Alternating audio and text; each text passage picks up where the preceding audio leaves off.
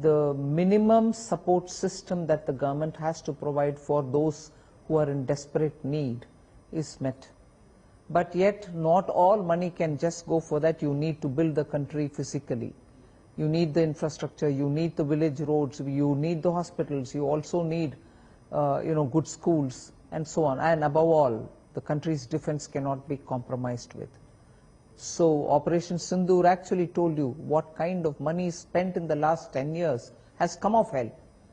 And I know when I was in defense, bulletproof jackets were not available for our soldiers.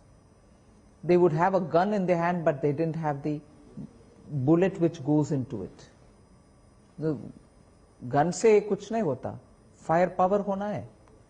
So in that sense, you're looking at priorities. You want your nation to be secure. At the same time, you want the farmers to produce enough. And even if they produce, who's going to buy it from them? And if they are bought, they should be bought at a reasonable price. Equally, that price may not be suitable for the market because consumers might say it's too expensive. We'll have to ensure that some kind of a subsidy is provided. So there are conflicting demands.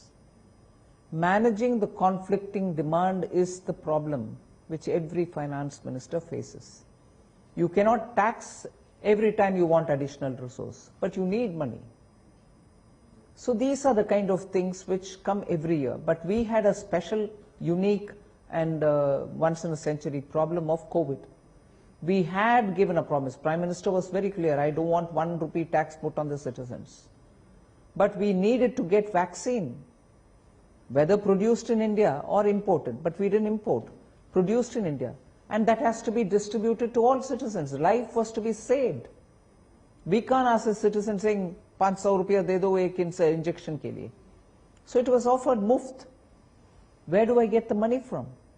So there were times during these last 5-6 years when we had to, without fear or without any hesitation, borrow money and perform. But once we recovered from it and there was a very clear sign of growth happening, we had to repay the money to get out of debt situation sooner so that our citizens are not burdened. Debt for a government is intergenerational.